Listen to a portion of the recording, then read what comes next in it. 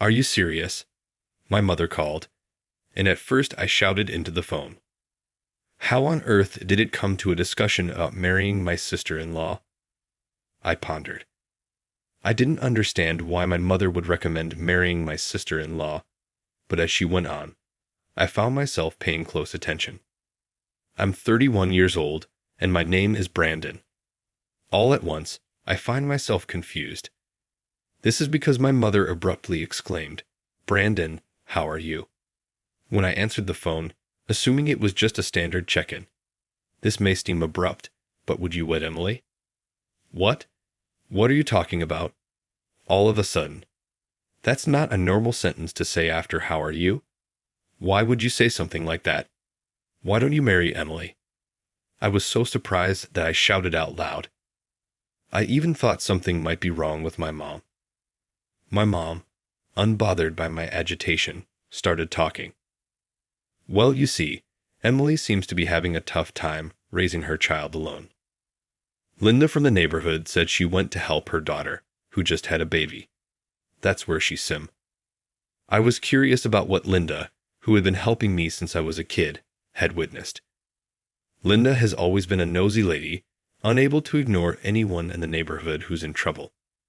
Emily, currently living about 3 hours away from our house, is busy with work and raising her child, so we only get to meet during long holidays like Thanksgiving. This year, too, during Thanksgiving, I had a blast playing with my 5-year-old niece, Sophie.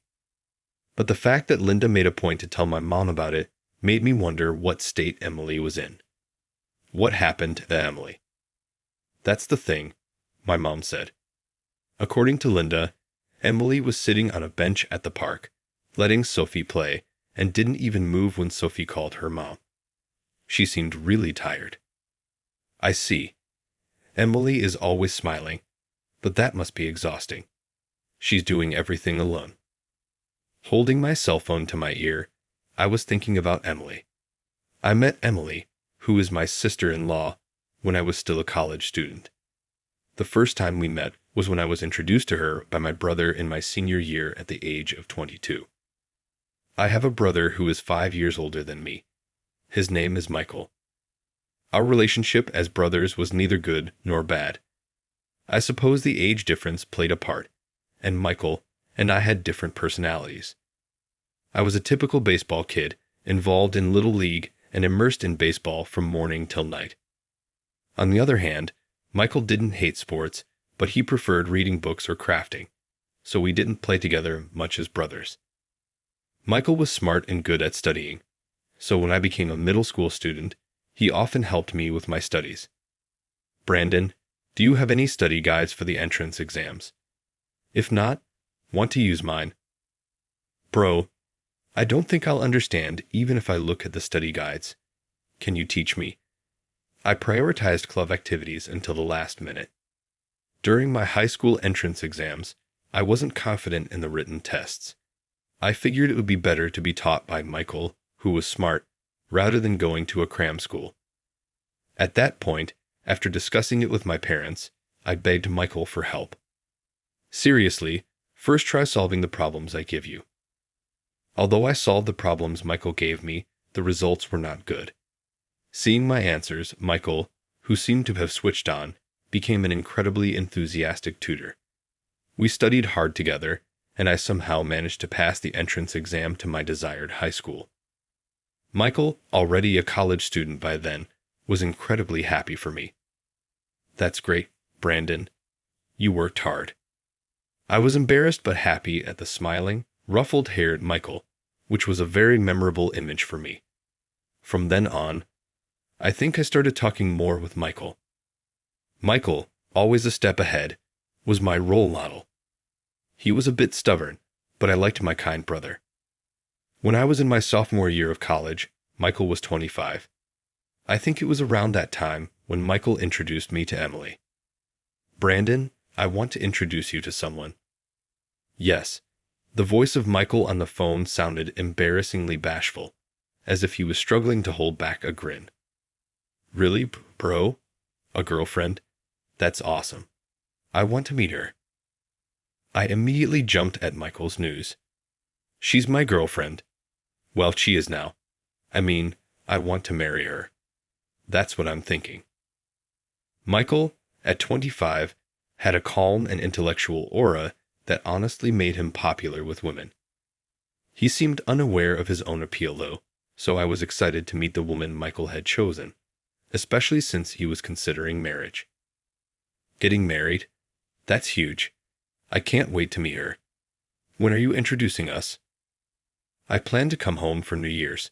Will you be at the house, Brandon? Yeah, I'll be there. My part-time job is on break. I'm looking forward to it. Got it. I'll call you again when I have more details. After hanging up, I told my parents, and it seemed each of them had already heard. They were as excited as I was. In anticipation of New Year's, we eagerly cleaned the house and did some serious shopping. Then finally, the day came when Michael would bring his girlfriend. We were all restless after Michael called to say they were almost here. When the doorbell rang, we even argued over who should answer it. Eventually, I decided to do it and opened the front door. Brandon, long time no see. Our mom and dad doing well? They're good. Oh, and you must be his girlfriend. Nice to meet you. Standing nervously behind Michael was Emily, his future wife. When I spoke to her, Emily stepped forward from behind Michael and replied politely. Nice to meet you. I'm Emily. I'm in a relationship with Michael. Sorry for intruding on your New Year's family gathering. Thank you so much for letting me come. I couldn't help but have a good impression of Emily, who greeted us politely despite her nervousness. She was petite, with fair skin and big eyes. There was something about her that was adorably kitten-like. I thought she was genuinely cute, and it seemed my parents thought the same. Oh my, she's so cute, Dad. Isn't she just adorable? Emily, the woman set to become your mother-in-law, seems to have really taken a liking to you. I thought to myself that the typical mother-in-law and daughter-in-law issues probably wouldn't exist in our house. Watching my parents, these thoughts crossed my mind. Indeed, she's a lovely young lady. Let's not stand in the entrance. Please come in. Dad was smiling like I'd never seen before. He had once said raising 2 boys was a lot of fun, but he always wanted to raise a girl too. He had let that slip while slightly tipsy. I'm looking forward to you and Michael finding wives, he had said at the time. I had just broken up with a girlfriend, so I could only respond with a rueful smile. Yeah, let's go in. And Emily, please. I know it's hard not to be nervous, but I think, if I may say so myself, you'll find everyone in our family quite nice. He looked at Emily with a kind face to reassure her. Michael is generally a kind person, but I thought this particular expression was reserved just for Emily. She really caught a great guy. Then we all introduced ourselves a bit nervously and enjoyed a meal together. Mom was incredibly enthusiastic, preparing lots of Michael's favorite dishes. We had a great time looking at photo albums and spending time together. That time is still a precious memory for me. Thanks for today, it was fun, and thanks for meeting Emily.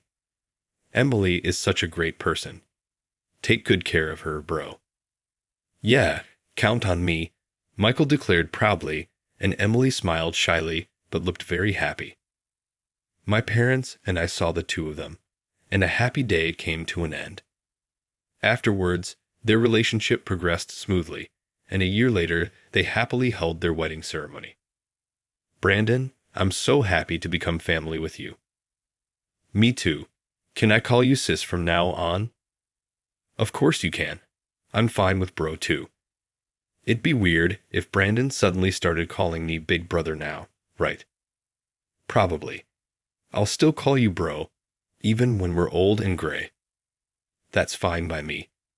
Hey, let's drink together, even when we're old. I did a fist bump with Michael, watching the ceremony to the end. The sight of them pledging their eternal love in the chapel was so moving. I cried a little, to be honest. Not just a little, I cried a lot. After the wedding, Michael and Emily lived happily, and we all got along well as an extended family. 3 years into their marriage, Michael called to say they had something to tell us and asked if they could come over. At the time, I was at work and only heard about it when I got home. But when I found out Michael and Emily were coming, I noticed something was off with my usually cheerful mom.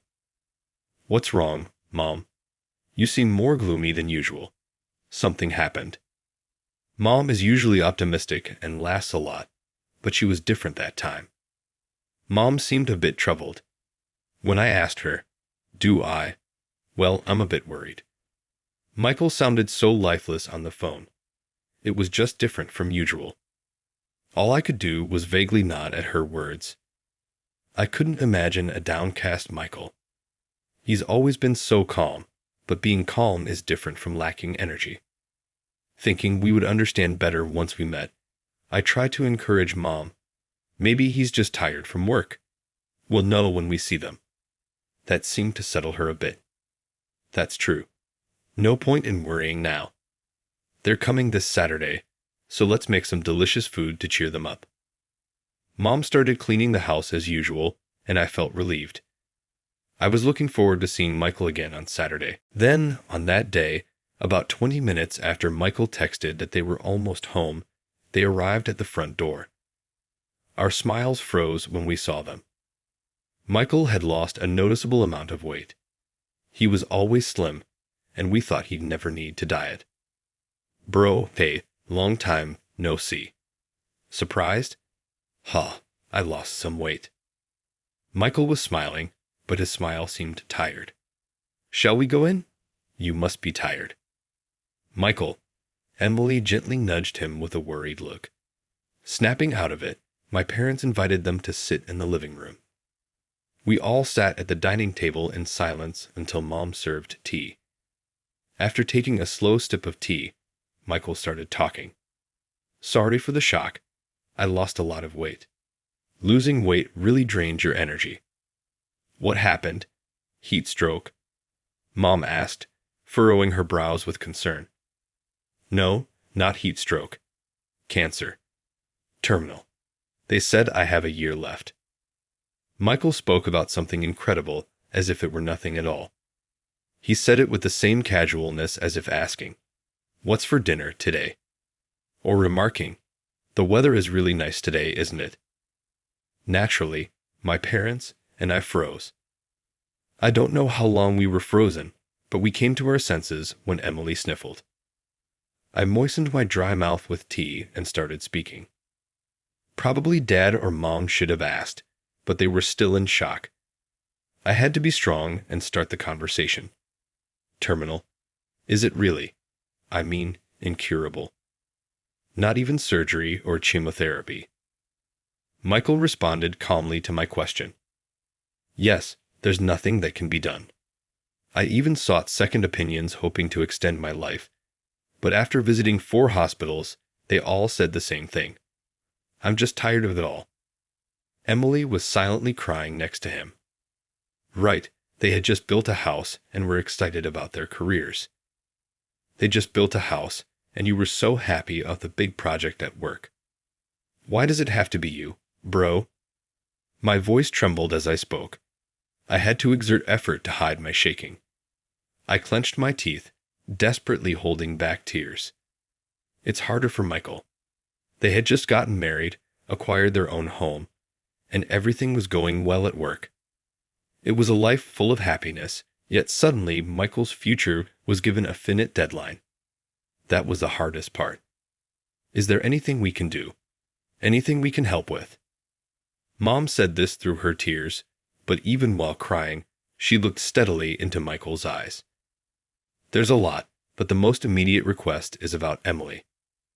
Michael looked at Emily with his usual gentle smile. Emily tried to smile back at him, but tears kept streaming down her face. Emily's pregnant. Hearing that, I couldn't hold back my tears anymore. A strange sound came from deep in my throat. A stark realization that I was crying. Tears wouldn't stop flowing. Mom also started crying loudly. I buried my face in my sleeve like a child. Will you make it? Will you get to see your child, even just for a moment? Dad asked, for all of us. I plan to see the child. I want to at all costs.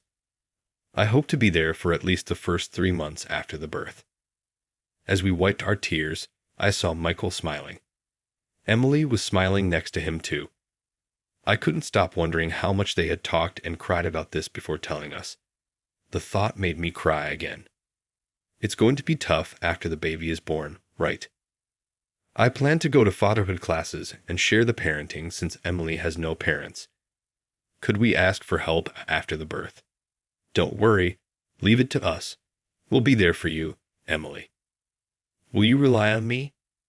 Yes, of course. Thank you so much, Mom. I appreciate it. Sorry, Dad. Mom, I haven't been a good son, and the order of things is all wrong, isn't it? Sorry. Brandon, I guess I won't be able to drink with you when we're old. Michael apologized, referencing our conversation from the wedding. I managed to smile through my tears. I'll drink on your behalf, bro. Do that for me, but don't overdo it, okay? He reached across the table and ruffled my hair. His hand was Michael's, but the wrist peeking out of the sleeve was thin. This conversation wasn't a lie or a dream. It was real. Michael really had a limited time left. The reality was so sad and frustrating that I cried again. I wanted to rebel, saying I wasn't a child to be comforted, but maybe this could be the last time he'd comfort me. Maybe there's still time, but maybe, can I enjoy being comforted for a bit longer? Bro, I'll ruffle your hair as much as you want, until it's time, Michael said happily, continuing to ruffle my hair. My parents and I were visibly affected, and I could hear my parents sniffing louder, but I didn't mind. I think Michael probably didn't either. After being consoled by Michael for as long as I needed, he and Emily left. Now our entire family was worried about them driving home. I might have lost a bit of strength and get tired more easily, but I want to live as normally as possible for now. Don't worry. I'll make sure he's careful, Dad reassured us. We repeatedly asked her to take good care of Michael and saw them off. As soon as they left, Mom collapsed in tears. Why? Why does it have to be him? Why does he have to go through this? She cried like I had never seen before, wailing loudly. It's true. Why?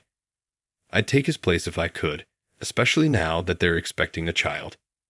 Even Dad, who had seemed calm, knelt beside Mom and cried.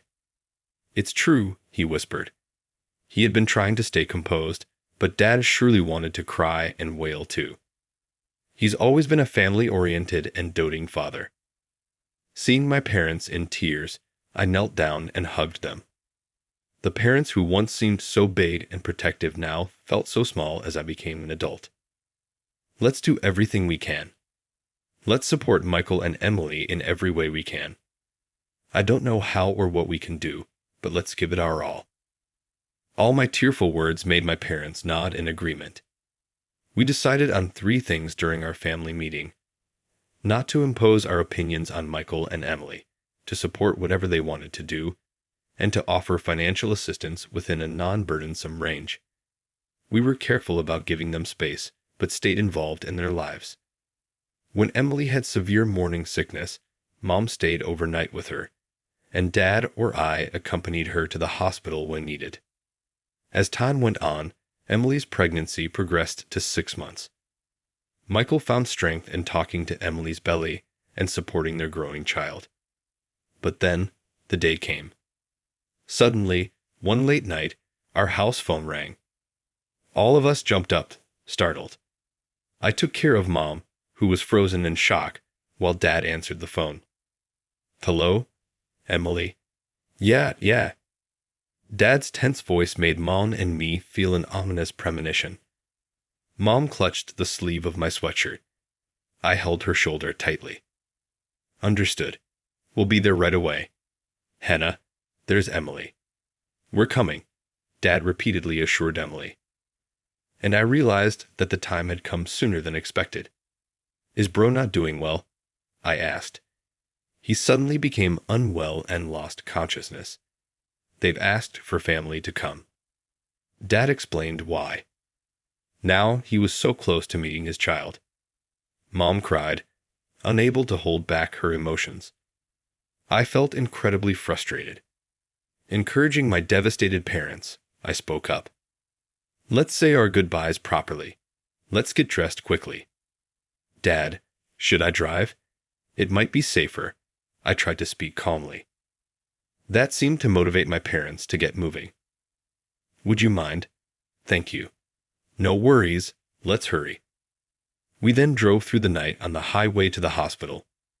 It took about 3 hours using the highway.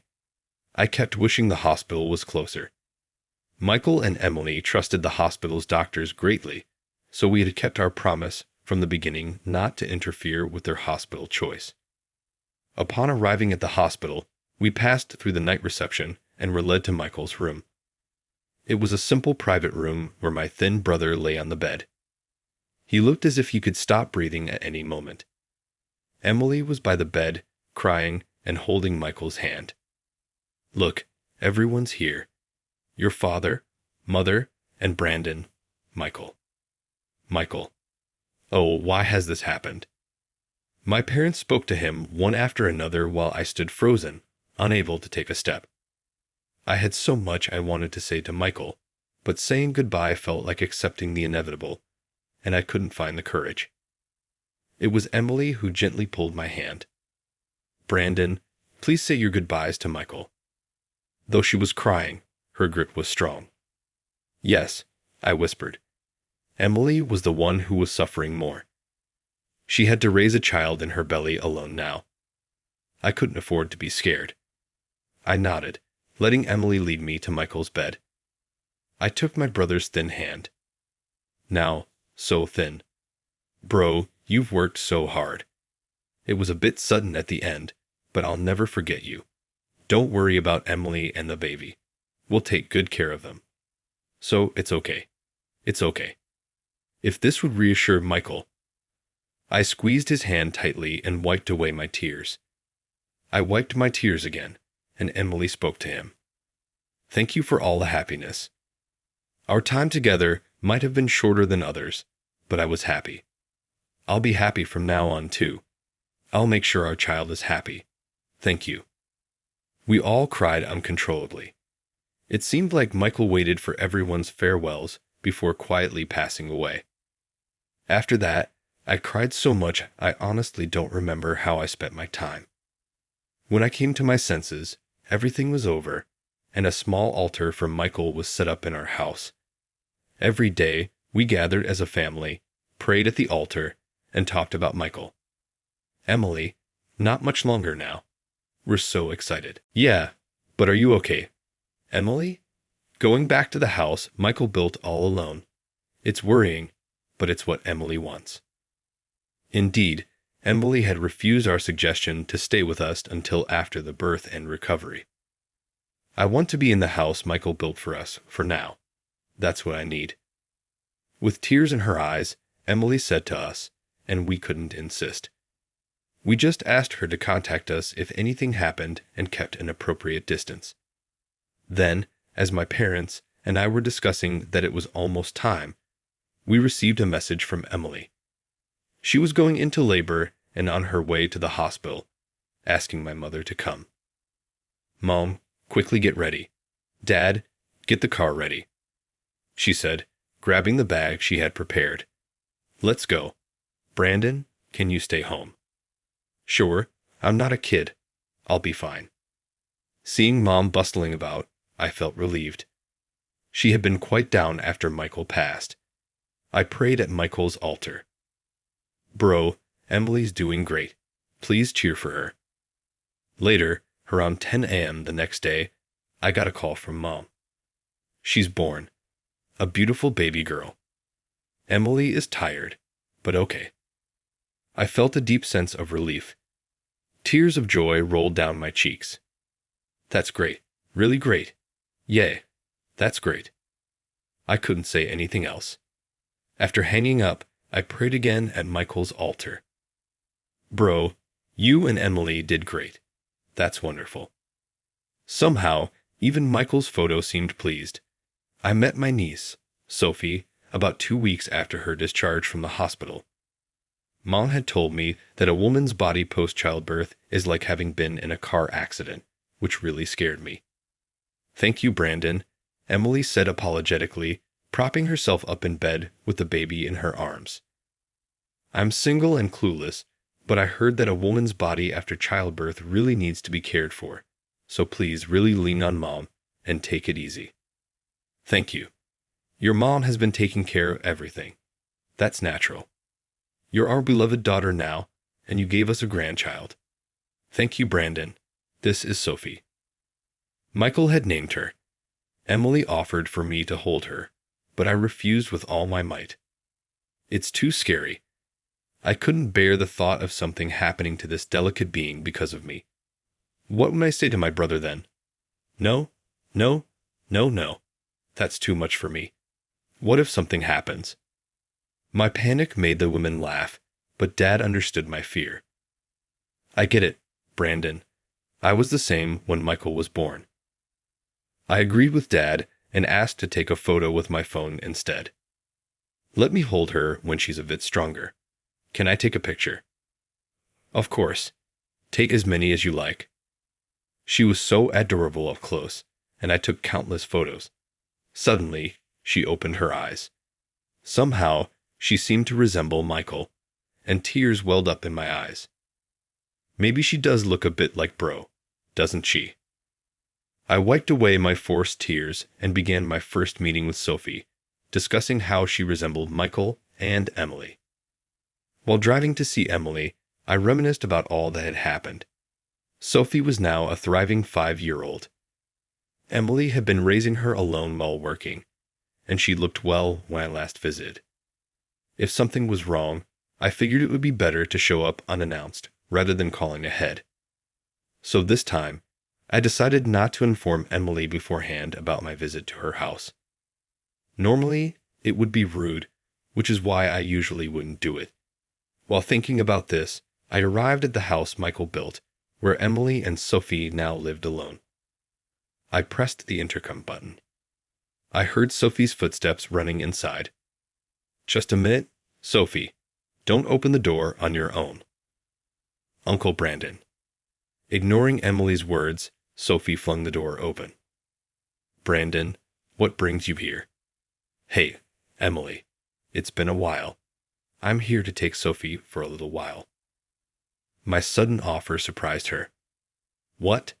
Take her? What do you mean? Emily, you're pushing yourself too hard. How much are you sleeping? Eating properly? When I decided to have this conversation, I made sure it wouldn't sound like I was blaming Emily. Knowing Emily, who struggles to ask for help and always tries to handle everything on her own, it was crucial that if she felt criticized, she would only continue to push herself even harder, alone. Can you let her kindergarten know she'll be off for 3 days? 3 days. I know you have to work, so I'll take Sophie. I got tickets to that theme park and hotel she's been wanting to visit. We'll be away for 2 nights. 2 nights? Can you let them know she'll be off for 3 days? I showed Sophie the tickets with her favorite characters on them. Sophie, how about going to this park with Uncle Brandon? Recognizing the theme park, Sophie was overjoyed.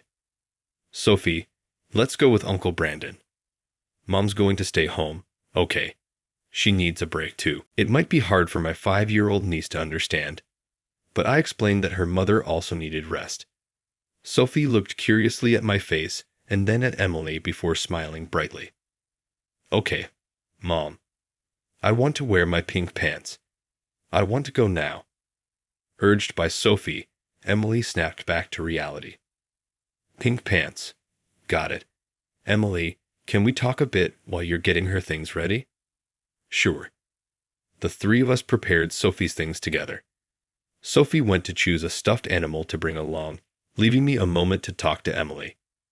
I told her about how Linda saw her looking exhausted, how we worried she was secretly very tired despite always smiling around us, and how her mom suggested I should marry her.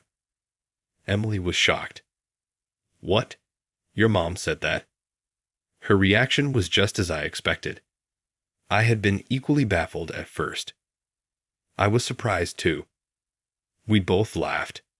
Sure, I was keeping it together for Sophie. I always think I have to be strong and keep going. Tears started to flow from Emily's eyes. I imagined that since Michael passed away, Emily might never have confided her struggles to anyone. I handed her my handkerchief. At that moment, I felt a strong desire to support Emily. Perhaps making Mom's suggestion a reality wasn't such a bad idea. Of course, Emily and Sophie's feelings matter. I actually think it's a good idea. We know each other's personalities, right? There might be parts we haven't shown each other, but it's better than starting from zero. Emily looked up in surprise at my words. Her eyes still had tears in them, but above all, her face was flushed red, which was endearing. Are you teasing me? This is a big deal for me and Sophie. I'm not teasing. I understand. It's important. You're tired now and probably can't think straight. Rest first. Oh, and this is for Mom. Saying that, I handed her an envelope filled with cash. I was asked to give this to you, with a message to use it for your own rest. Thank you. Your Mom. Emily cried a bit more, but looked somewhat relieved. You look relieved. I'm glad you could cry. Think about what I said, okay? I never thought of you that way, Brandon, since you've always been just my brother-in-law. But now, I remember something Michael said. What did Bro say? He said you were kind and compassionate, and if anything happened, I should rely on you, that I could trust you with me and the baby. I laughed because it sounded so bossy. It seemed like a random comment at the time, but now it suddenly makes sense. I laughed, hearing Michael's premonition. Indeed, it was somewhat presumptuous, but Michael would never entrust what he cherished to someone he didn't trust. At the very least, he trusted me enough to believe I could take care of his wife and child. I laughed to hide the emotion in my nose. Bro, you were amazing. So insightful. When Emily laughed, Sophie came back, carrying an impossible amount of stuffed animals in her arms and looking extremely pleased with herself. Sophie's adorable expression made both Emily and me laugh. After convincing Sophie to bring just one toy, she and I set off for 2 nights of fun. Sophie was well behaved, managing bathroom trips and changing clothes on her own. Having bathed with her at my parents' house, I knew there'd be no issues there. What struck me was her limitless energy. How could a child have so much stamina? By the second night, I fully realized the challenges of parenting. At the same time, I deeply respected Emily for doing it all alone. All right, let's head back to Mom's place. Yay! After thoroughly enjoying ourselves for 2 nights and 3 days, we returned home to where Emily was waiting. Since I had told her we'd be arriving soon, Emily was waiting for us in front of the house. Mommy, Sophie waved excitedly from the car window. After parking and opening the door to get her out, she ran straight into Emily's arms, chattering away. She told her mom all about our adventures. Emily, smiling and listening, seemed a bit more energized. Once inside, Sophie popped down on my lap, making a chair out of my arms. Ah, so cute. I found myself smiling naturally as I recounted our activities over the past couple of days. Sophie started to get sleepy and a bit fussy. When Emily suggested it was bedtime, Sophie refused to be held by her. I want to sleep with Uncle Brandon, not Mommy. Uncle Brandon, hold me. I picked up the grumpy Sophie and asked Emily to prepare a bed. All right, let's sleep. Uncle Brandon will sleep too. I laid down next to her on the bed. Sophie, apparently very tired, talked for a bit but soon fell asleep. I watched her peaceful sleeping face, thinking how adorable she was. Eventually, I must have fallen asleep too. I was awakened by Sophie patting my face. Wake up. Seeing me jump up, both Sophie and Emily burst into laughter. What, seriously?